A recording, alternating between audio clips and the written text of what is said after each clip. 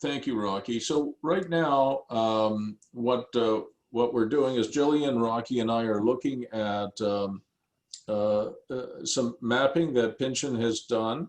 And so, Rocky, just to start again as to what you have found, okay? Sure. So what we found, there's a legend here also, we help you on the at the bottom here to identify. Basically, we try to make it color coded. Usually, it's easier for people to understand to match them. So from the top to bottom, I guess the yellow area is the farmland. I believe it's still actively being farmed. The gray and brown are the meadows, two different type of meadows, and then green here, just one type of forest right here, one type. They just got separated in a way, all because the habitats are different based on the soil and the water table. So why this purple? And then there's a little bit strip of dark brown here in the middle. That's where the drainage is. Just the canary grass grow next to it. And I'm going to come back a little bit about the drainage, okay? There's some drainage issue that we should pay attention or take consideration for later when you want to do, for example, site servicing and construction, okay? So I'll come back to that later because right now we're just looking at the features. So the purple is, in your words, I guess, unfortunately, it's a wetland, but it's not the end of the world. We did identify this being a wetland. It's called a speckled alder mineral deciduous swamp. Essentially, it's a swamp. Swamp is a wetland, okay?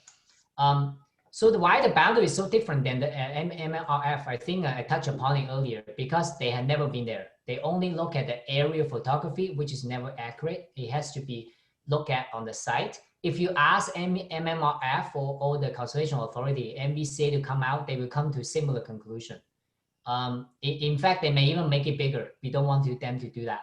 So why we go in first, we identify it, we tell them what we want, right? So that will help you. So in terms of, now, even though it says a wetland here, but it's not very high quality or value, it's high value wetland, okay, ecologically. So what we could, in terms of strategy, probably the back of your mind, if it's the purple is so big, what am I going to do, right? So what we found was that my field biologists went out, we look at the surroundings also, not just the site. Now, one more thing. This water course here, blue, shows blue here, no longer exists. It might have been old water course that has been altered, likely the drainage by the municipal servicing. So we just show it to you to show you what happened, right? Where again? I can't see the cursor. Oh, okay, here. Where's the? See the blue line? See whether my cursor moving slowly now? Okay. So this water course used to be mapped maybe decades ago, but it's no longer there. As you can see, this does not line up with the drainage here. They don't line up. It might be historical and it has been altered. So that tells us that someone, I don't know, before you or previous owner has done something, right? And I would just want to show it just to show you the change, that's all. But then the fish habitat study that Bruce forwarded to me and you commissioned another consultant do that, and they accurately, we reviewed that document before we go out as well, accurately indicate exactly where the water courses are now, or we should call it drains, right? Municipal drains. And they were very accurate. So we did not want to change that. We don't need to. So all we need just overlay theirs onto ours to show all the features for the natural feature, heritage features, okay? So there was also, I don't know if you guys know, your next door neighbor who is doing the development has created a path here at the edge of the eastern boundary here. Okay, see this is like a purple, look like an elephant, like an elephant, like, this may be your friends down the road, but this is a little elephant. This path, they've created it. It could be a servicing path for you down the road. It may be bad for now because of disturbance, but in the backyard, their backyard could be a servicing. So what I'm like, say Bruce, probably you like what I'm saying here, because what I found here, two patches of wetlands, maybe from a conservation standpoint, they're not very important. If we want to preserve some of it, maybe we can consider the center part, just this area. the elephant area, we can propose for encroachment, wetland encroachment, or wetland, you know, we just going to basically disturb this area and restore elsewhere or later on. And also this area may be blocking your servicing. So if you think of this way, from the strategist perspective, I just want to throw it out there, and then you can tell me what you think it is or what your other ideas would be. Like Bruce has a really great idea, so I want to hear those too, and yourself, Julian, too. So maybe this area, we can encroach this portion, and your land now become two portions that you can develop maybe phases, like maybe phase one, you want to develop this very clear area, very minimal constraint, you can develop them. And then look at about the size of this, about is over 20 acres. You likely can develop, you know, really nice 20 plus lots here, similar to what they're doing here, but you're going to, you can sort of lay them out in a way that they can enjoy some of nature, like the wetlands, the backyard. They don't have to disturb the wetland, but they can build houses next to them, right? We can identify what area they can build. So this could be like a phase one area if you like. I'm just throwing out there. It's like thinking out loud. And then this area, because we can, if you preserve this just a central piece, and then we can encroach this area and you can build this area. And then also you can build here, maybe phase two. Because they're already disturbing your neighbor, disturbing this area, you can use that as your servicing area. You can build a road in here or build a road in the forest. Either way, here as an opening. Because this water course no longer exists, actually that's your friend. Because it's no longer there. You don't need to build a bridge or culvert, you know. So that this is whole area is wide open right now. This is I also did a rough calculation. I haven't done any detailed calculations here. I just doing rough on myself, like about 10 to 12 acres here worth. So also can build you 10 or more lots here, and can be serviced through here. They already serve this area. You can kind of align your roads or servicing there, or you can do it right here straightforward. So either way, so these are just my idea throw out there. Let me know what you think. This disturbance beside, is it like a drainage ditch they've put in, or This the one in the middle? no? But by my It's a more like a path. It's a drivable path by a truck. That's what my biology described. okay. If you drive like a normal like sedan, it won't be able to go in, but it's a more a bit rough patch. No, a little bit fill, but no gravel, you know, surfacing of pavement, not yet. They apparently, I don't know if you're curious or you guys want to drive out there. They have made this path at the back of these lots. It's almost drivable through it. So if you use that, and also good news about, I was going to tell you to come back with this elephant. This little elephant thing, the wetland, has been cut off by this road that you did the study, and remember it is turn around for fire trucks, I suppose. This area has cut off this wetland from the rest of the wetland across the road. So effectively, this is isolated. So that's why it would be easier for us to ask for a encroachment in here, or basically disturb this area entirely. Well, destroy is the word, but I don't want to use that here. So we can do encroachment here and basically disturb this area, and then we can restore inside this wetlands for that buy-in from the conservation authority and the city. Okay. So that's a strategy. That's what I have in mind. So when you say restore the center portion of wetlands, what do you mean? Increase it? There's a couple. Well, no, we're not going to increase the size of it. We could increase the density of it, because the size you want to squeeze them inside, right? So that you can build outside. That's kind of the general idea. The edges here is not well vegetated. We can do some tree or shrub planting. That's as a part of our restoration enhancement plan. It's a standard or typically done for environmental impact study in exchange for any encroachment or destroy of other habitats. Okay, so another things also, there's some drainage. I tell you I was gonna come back here. I can probably mention it now, because this red canary grass growing along this drain, it stops here, and there's no drainage in the middle here, and the drain seems to be, we don't know the direction yet because of the time of year. The water flow is not very clear, or the level is low. The drain seems to be maybe this area is either draining to the wetland from this direction. This area don't connect to each other.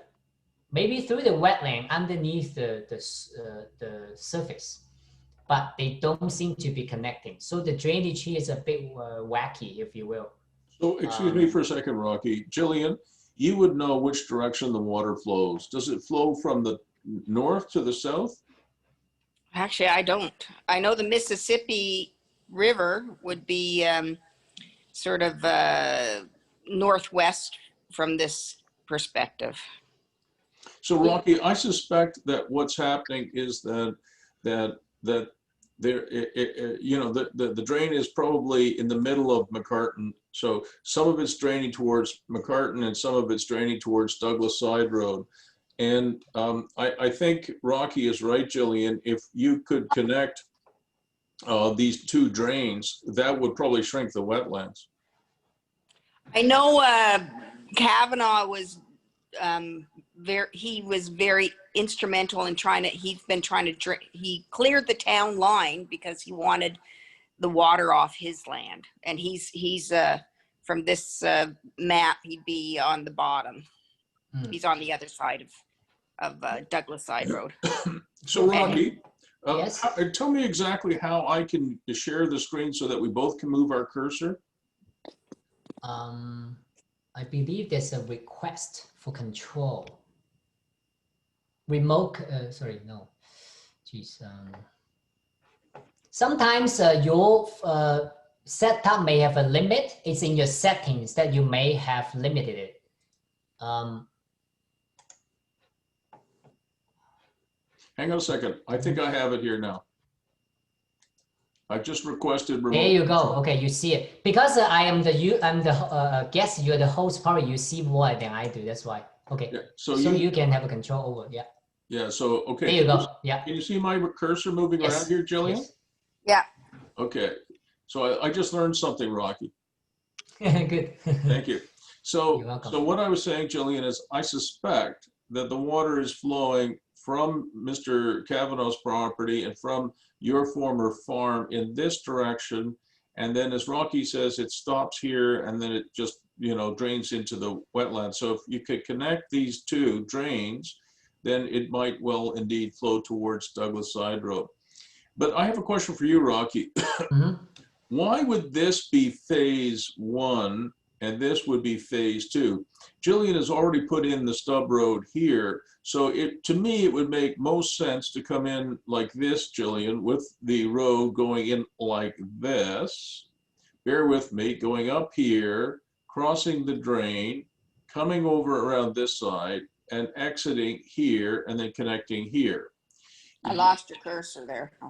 Just okay, go back. So let me try again. Okay, so can you see my cursor moving now? Yeah, yeah. All right, so you come in like this, your road comes in down the middle of what would be development land. It then swings over across here, comme ça, and exits here and returns here. So if you look at watch my cursor again. So it means that a road like this is double loaded. In other words, you've got lots on both sides. Yeah. Okay, so these roads are very expensive. They're about $1,000 a meter. If you go up here, Rocky, if you go up here with a road, you've only serviced lots on one side. So you've spent $1,000 a meter, but you've only got lots on one side. If you come up like this through the middle here, you would have, you said there's about 12 acres here, so you would have 6 lots on one side and 6 lots on the other side. Then you would swing across here, and here, Gillian, you'd only have, this would be single loaded, so you would come up here, and the road here would be single loaded, but then it would come down through the middle of this property, like I'm drawing here, if you can see it, and it would be double loaded again. So if you did that, from what I'm hearing from Rocky, you've got about 12 acres here, and can you remind me, was it? Over 20. possibly 22 to 25, So you have, depending. Yeah. so you have the possibility of 6 lots here and probably another 15 or 20 here. So 6 plus 15 is 21 lots. It could be as high as 25 lots, and your road would be mostly double loaded. That is probably the most efficient way of doing it. Now, to keep your costs down, Gillian, you would come in with a road like this, and you would probably come up here and put a turning circle in here, and that would be your first phase.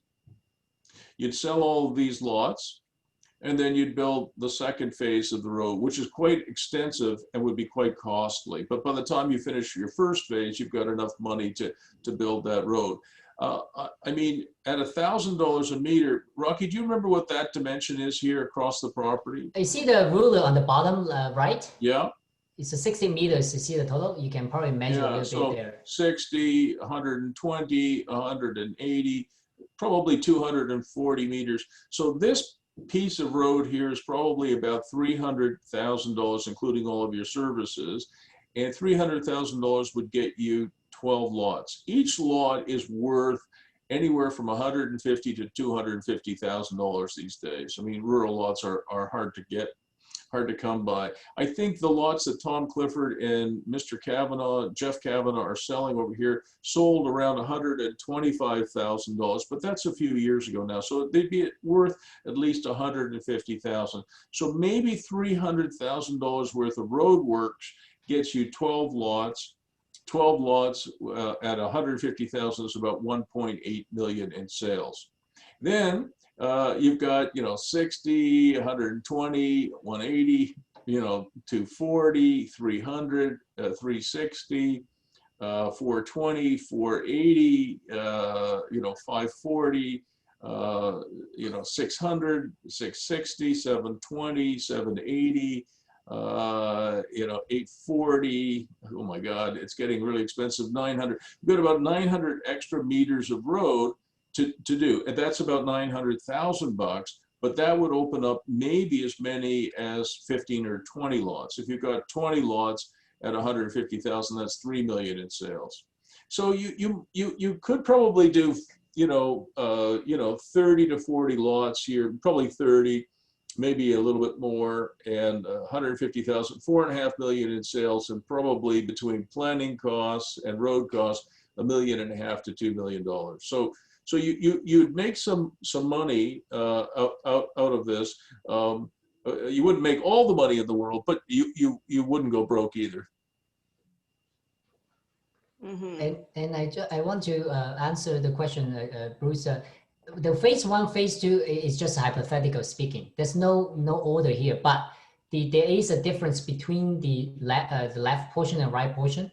The portion here has much less constraints. You Right. pretty much can go in here more quickly because there's no drainage issue, no feature issue. Here has a little bit of feature issue here. The little elephant becomes your friend now. And then the drainage. Mainly is the drainage you need to fix here. So that's why I'm saying that at some point you want to hire a good water resource engineer to review this area to help you to fix the drainage. Once the drainage is fixed, it's serviced well, and you have the drain, like Bruce was saying, you can drain the water out of your side to the south, which I believe this is the flowing from the towards the south in this section. Yeah. I just don't know this section. Just my staff was not able to view at a good time of year, but here it seems to be flowing to this, so you can drain this very well. Once you solve those issues, then you would be able to service here, and also Bruce, if the road can be shortened, if this area we ask for encroachment, then you can service here this road shorter than what you need. A lot shorter, I would say. Possibly, one of the things, Gillian, that you have to think through is being a developer, is probably one of the most difficult jobs in the world. Not quite as difficult as putting a man or woman on Mars, but it's pretty difficult. Rocky and Pinchin do a lot of work for developers, And a lot of developers these days have very deep pockets, or they can't get into this business. Like, you know, I'm 68 now, as you know, Jill, and you know, I was in the land development business for almost 30 years, and I really enjoyed it. I made a lot of money at it. I think I provided some beautiful communities. Like I said, I loved every minute of it. But at my age, you know, to take on a project that could take, you know, 5, 6, 7 years, maybe even 10 years to complete, I wouldn't do it. Okay. But I'm not saying you How would should you or get shouldn't do it. financing for this? Because, you know, like I don't have 300,000, but do banks finance this or? So typically what you do, you're going to hate me for saying this, Dr. Espie, but typically what you do is you go to Jeff Cavanagh and say, Jeff, put the road in for me and I'll pay you from lot sales. He'll do that, but he'll ask for a lot. He'll ask for one lot or he'll ask for a lot? He'll ask for a lot of money. Big deal. So, Yeah. Oh, okay. so Jeff Cavanagh, you know, you know, he's done this. He put in a road for a client of mine who's doing a subdivision in on the Madawaska River in Renfrew Township, and Yeah. you know, the road was about 1.25 million. It was about a kilometer long. So you know, so he's a friend of mine and client of mine. His name is Bob. Bob didn't, you know, when Bob checked his wallet, he didn't have $1.25 million in his wallet. So what he did was, I suggested, and he agreed, was he went and made a deal with Jeff Cavanagh. But Jeff, until the loan was repaid, charged him 12%. So it's not cheap money. And, you know, I mean, but from Bob's point of view, he had, I think, 27 lots. Most of them are waterfront lots. And they're worth like $300,000 each. I mean, they're incredible. So you know, he has $6 or $7 million in lot sales, and he has about 1.25 million in road costs to repay, and about 350,000 in planning costs. Now, Bob was able to fund the $350,000 for studies, people like Rocky and others, engineers and others. So Bob paid for that, but when it came to financing the road, he needed some help. He got that from Cavanagh Construction, but they did charge him 12% plus some fees. Okay. So, yeah. Would I be best off getting a water engineer and drain some of that land before I even talk to anybody about planning, and then get the assessment sort of redone or updated? It's a bit of a technical question, really. I've seen, we deal with wetlands a lot, and many clients have suggested to have done something in the past like that. But the wetlands are not seen as on the surface. Most people do think that, you know, when the wetlands, when they see standing water, they call it a wetland. But most of the wetlands are formed by decades and even hundreds of years or longer. So it's all to do with the groundwater and soil. And there's a thick layer of organics on this site that is pretty evident. I think instead of doing something like that and then spending the time and extra money, I think it's as well to work with MVCA. And I believe MVCA is much in this region. MVCA is a lot easier to talk to than other regions that you want. We'll work with a few, and then they will really agreeable to our suggestions and our reports. They approve them. You know, I'm working on a couple already. We have been working on a few, but right now we have one in Statesville, we one in Cavanagh. So they both were very easy to talk to, relatively easier than other regions. I'm just comparing, just saying, right? But obviously, if you work with them, and you might be able to get more encroachment than you want, if you can fix the drainage, and that's a good thing to them. And if they see something in benefit to them, and it's a win-win situation. I think instead of going around, and you may not have to, if you got find out, sorry, I don't want to disappoint you. I have one client that I helped in the past couple of years, and he was doing some construction work without getting an MVCA permit. And someone saw it on the road, like say Douglas Road, someone passed by and called the MVCA. They came out to issue a stop work order. So we had to go through a retroactive way of permitting.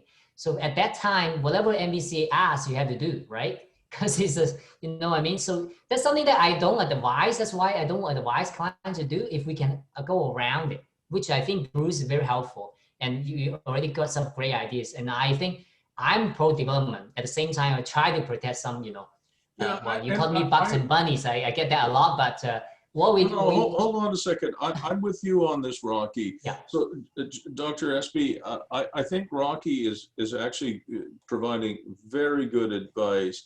You know, even though I've been a developer, I consider myself an environmentalist. I do. And, you know, preserving and enhancing wetlands is a good thing. And I'll tell you why. It's not only good for the earth, you know, and good for, you know, the lungs of the earth, and good for the environment, and good for your children and grandchildren and my children and grandchildren. And if Rocky has grandchildren, good for his grandchildren one day. It's also good for you as a developer. And the reason for that is that 50 years ago and 100 years ago, people didn't like wetlands. They called them swamps, and they didn't want to live next to them. They said, drain the suckers, right? Today, it's considered a natural feature, and a lot of people love living next to wetlands because it has so much vegetation and animal life and bird life. It's fantastic. So, and in my experience recently, you know, I'm 68, so I go back, you know, 40 or 50 years, but certainly in the last decade, if you sell lots that are next to a wetland, that is considered a big plus. Let me give you another example. I sold some lots in Dunrobin next to a wetland, beautiful wetland, absolutely fabulous. And every lot sold out in very, very little time, like one summer. And the teenagers found out that the organic soil of the wetlands was fantastic for growing cannabis. This is before cannabis or marijuana or weed was legal. And, and I kid you not, on one of my tours of the property, because I was the developer, I found, I think 4 or 5 high schoolers. They had cannabis plants. I never thought it was possible, that were, I think, like 18 to 20 feet tall. I mean, these things were huge. And I wasn't sure. I thought it was more like a tree. And I'm looking at all these, this cannabis growing, this weed, you know, and then I took a couple of leaves and I realized, oh, this is marijuana.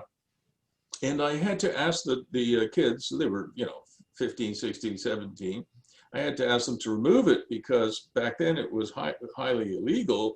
And if people are growing cannabis on property that I own, I can lose my property. They can take it from me, the police can't.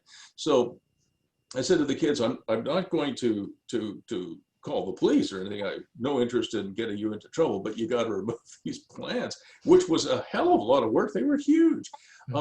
So you know, other than growing cannabis, though, you know, in that particular wetland, Gillian, a couple of my dogs, I had a couple of dogs while I was living up there, got lost in the wetlands. They just lost themselves. They were so excited chasing whatever. When I went in there, it was August of a beautiful summer, and I realized it was quite late at night, and they still had their leashes, and one of them had got wound around, you know, some tree, and it was trapped in the wetlands. So I had to go into the wetlands to save my dog, and I realized when I was doing it, I was walking underneath ferns that were taller than I am. And I did not think it was possible that you could get ferns that were 8 feet tall in Canada. We only have a 3-month growing season. Yeah, I didn't know that. And, you know, usually you see ferns that are this big or this big. You're stepping on them, yeah. Yeah, you're stepping on them. And I was walking underneath them. That's the kind of thing that people today, you know, many people who choose to live in these areas, they do understand that, and they value it in a way that, you know, basically, I don't know if you remember this song, you know, pave over paradise, put up another parking lot. Yeah. you know, 50 years ago, that's what we did. You know, you saw wetlands, or swamp, you called it, you drained it, you paved it, right? Today, Yeah. we're not doing that, and I think that's the right thing. So I think your lots would be very beautiful and very desirable, and I think Rocky's right. We could talk to MVCA and tell them we would like to produce beautiful lots and respect the environment, and you will actually make more money, not less, in my opinion. Yeah, I mean, Yeah, I'm a bit of a trendsetter too, you know? yeah. Anyway, I- so what I would say, Gillian, is one of the things that I think you need to think through before we do any more work. By the way, this is great work by you and your company. I mean that, Rocky, great work. But before we do anything else, Gillian, you have to think about what it's going to be like to spend, you know, a few years talking to MVCA and talking to the township, doing all the studies. It could be as much as $350,000. That's what Bob Walkner had to spend in Renfrew In County. studies. In Pardon? studies? Just In studies. studies? Studies, engineering, all kinds of things that have to be done. It's not cheap to do this. No. You know, when I was Rocky's age, you know, we could do this kind of thing much faster and much less expensive. But today, Bob had paid $350,000, and another client of mine who did a subdivision very similar to Bob's spent about $400,000, and each of them spent between 3 and 4 years on their studies, on their engineering studies, on their environmental studies, and everything else to comply with the township's requirements, as well as MVCA's requirements, et cetera. So it's not impossible to do. It just takes time and money. So you would have to budget something like that, 3 years, maybe 4 years, and about $350,000. Then we would have to arrange some kind of financing, whether it's with Jeff Cavanagh or somebody else. There are lenders who will lend money to build roads. And so, you know, whether it's phase 1 or phase 2, you'll figure it out. And then you are in a position to sell lots once you've registered your plan of subdivision. That could be 4 or 5 years from now. And so your first dollar of revenue will come out, you know, 4 or 5 years from now. Bob Walkner registered his plan this year and is now closing lots and making good money. There's no question about it. But he's now in his 4th year, I think, before he got his first dollar of revenue. And I think Susan Anglin is still a year away. So she might be in year 5 before she gets a chance to register her plan. Now, good news is that both Susan and Bob, you know, have resources and are able to hang in there. But the worst thing that could happen is we get halfway through and you said it's too expensive, it's taking too long, it's too difficult, and you give up. Then all the money that you spent is now out the window. Yes. So it's a big decision. I mean, listen, I'm a real estate broker. I'm a real estate investment and business coach, you know, so I can try and help you with this decision. But at the end of the day, you have to make an informed decision whether you, because I think you know you have an offer to buy this property now. Yeah, and they seem to be sort of dragging their heels on it all over the HST. So Whatever. Just between you and me, Bruce, is I sold the farm, and the farmer has no permission to be farming my piece of land either. So I, you know, those crops. So I guess I'm going to have to address that. Yeah, I would think so. You know, you never know with those guys, you know, what they'll do. But look, the question is, do you take $500,000 now, or do you take $2 or $3 million 5, 6, 7 years from now? I mean, that is, you know, that's a very real question. But the only person who can answer that is you. And if you decide to go full-on development, I trust these guys at Pinchin, not just because Rocky's on the call. I do. They're my go-to guys on so many projects. Oh, yeah. They've got a good reputation. They have a good reputation. They're helping me with another project right now in Belleville. They're helping clients of mine across Canada. So I love these guys and I trust them. But if you're going to go the development route, I want you to get a big prescription of value and start taking it. Because, you know, every time you go to one of these meetings with the township or the county or the MVCA, you know, they're asking for more information. They're asking for another study. I mean, look, it's not easy. So you just need lots of value before we take this on. Well, just getting that, you know, the rural residential severance took maybe 4 years, 4 years. I don't think it took that long, but it took a while. Felt like it. It took a long time, but it wasn't that long. You know, otherwise I'd be about 90 years of age now. Okay, So well, it felt like it took a couple of years though. You know, it should have been 6 months, but these processes are not easy. Now, there is some good news about that, Gillian. It means that if you're patient enough and you have enough stamina and you have enough money to get through that, it means that when you get out the other side with your lots, you're almost guaranteed to sell them because it's so hard to produce them. Yeah. So you don't have a whole lot of competition. Like Bob Wachna, he asked me when he started 4 years ago with his Madawaska River lots, he asked me, what do you think I could sell my waterfront lots for? And I said, I think you'll get $150,000 to $200,000. And he said, oh, okay. But when he came out with them this year, in the year of the pandemic, he raised the price. He made that decision to $300,000 a lot, $300,000 a lot for a waterfront lot, beautiful lots, mind you. And they sold out like that. People don't want to live in the city anymore if they don't have to. And they're moving out to small towns and they're moving out to rural lots. People are. Do you know that 40% of the rich folks in Manhattan have left Manhattan? 40%. Of the people, you know, one of my pals works on Wall Street, you know, and he lives 24 minutes from Wall Street, and he has a beautiful place in Florida, and he moved there because of COVID-19. You can isolate on a nice ranch in Florida a lot easier than you can on the 63rd floor of a tower in Manhattan. You know, you want to go down and get a liter of milk, you got to go down 63 floors, and lots of people get on, you know, you could get really sick, and many people are dying, of course. So, they're definitely right now, history is on your side. Yeah. Well, so what's the next step then? So the next step, I think, is, Rocky, when will you be able to finish your report? It depends on what you both want to achieve. We can go straight to finish off the report, but we do need to have a concept plan. Remember, we talked about this earlier. Yeah, that's really important to me. That's one route. The other route is if you were deciding to want to go through the permitting process, at least we get an MVCA permit, then you have a much better value on your lands, regardless if you want to just sell it now or develop it later. So that's a little bit lengthy because we need to seek MVCA buy-in. And another way, I think Bruce has an excellent, I learned a lot from you, Bruce, today. And I think the partnership with Cavanagh or a land developer may get you farther than you think. And maybe the better way to deal with if you don't have the resources or the knowledge to deal with, like what, you know, Bruce and I had been dealing with many of those developers. It's probably the best option. So 2 options, it's up, you let me know what you want. I think the easiest way is we have a concept plan.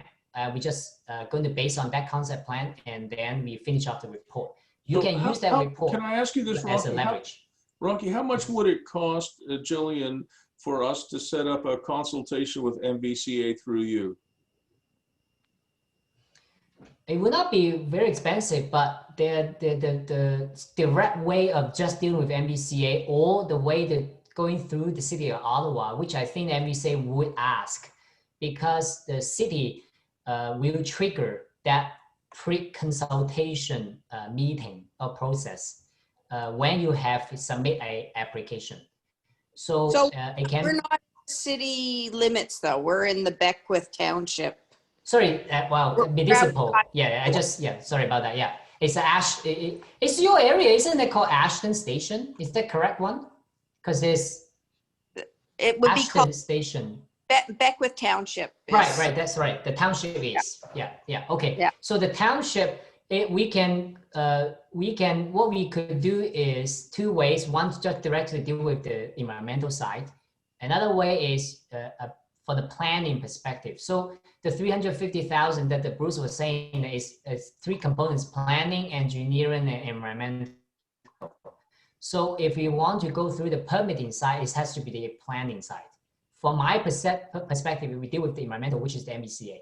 So we can consult with them to get a buy-in initially. They don't have to sign off anything. We just want to, hey, we want to seek your, I guess, review to see, not so much approval, but a review. We just want to see, is this practical? Is this doable? And then we will come back with the official, permitting application process, which the township will invite MVCA to review on their behalf. So hang on a This second. is So kind of, what I would say, Gillian, is you don't decide right now.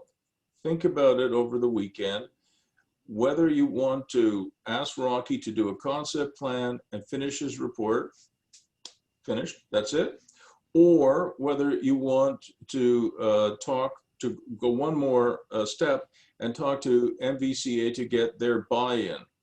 And Rocky says that wouldn't cost very much, but probably is a useful step. And we would do it over Zoom. I mean, we're not going to go and meet face to face until the pandemic is finished, and that could be another year or two away. Either way, but you have to sort of ask yourself, really do some soul searching here as to how far you want to go down this road. I don't want you to spend $100,000 and then give up. Yeah. So what's the cost to talk to MVCA? What kind, you say it's not much? well, I mean, environmental compared to engineering planning is always the lowest cost in the components, but I can't tell you exact amount. I can only give you maybe a range, because MVCA, what they want is it's based on what they review and approve. So what you need is one is a concept plan, which we can do relatively, probably $1,200–1,500 for that from my GIS specialist. So it's a relatively small cost compared to architectural design. You probably will pay $10,000, $15,000, $20,000 for architectural design, which I don't think you will need right now. Okay, unless you want to go through the permitting process with the township. Okay, so that's one component. Second component is consultation. The consultation with the MVCA, they may ask for the EIS plus a restoration plan, a restoration enhancement, so that they meaning the weighing between the encroachment that I described with you and then restoration. If they equal or the restoration better, they will give you the approval, or at least the nod, right? That's what you're seeking. I think a few $1,000s is where that is involved with the MVCA. It could take anywhere from if it's quick these days, they're a little bit slow in the pandemic time, 4 to 8 weeks process. If you're seeking an approval, just the EIS, I don't know how the township want to set up with MVCA. They could say that, MVCA can defer it back to the township. If the township did not have a file or your application to review, they may not be able to give you the approval. But we are seeking a non-approval. So it could be just at the 4 to 8 weeks we're talking about. So I think you're looking at about altogether 5 to 10,000. 5 to 10,000 for the nod and the concept plan. Right, the concept plan, and then me finishing the EIS report, and then possibly developing a restoration enhancement plan, if that's what they will want to review now. Although I think that, like I said, they will likely defer it to the permitting application review process for the details. So I think it's on the low side for the nod. For the high side is more of the, towards the approval. So 10, but when it's said and done, I think for them to approve it, probably 10 to 15,000. Okay. So why don't we sit on this for, so I think you're right. We should go to the MVCA before we go to the Beckwith Township, because they're just going to send us to the MVCA. So get the nod, get what kind of thing from them before we ask for approval. That what you just said, Okay, yeah, we can set up a consultation with them. They may ask for a terms of reference. Or we can tell them this is just very preliminary. We just want to get your understanding, or we are on the same page, and then we want to have a successful permitting process down the road. So we want to have you review it, give you a heads up, right? Basically. Yeah, because Beckwith will ask for that. I know that. So That's right, yeah, yeah. why don't we kind of The sit on township- it?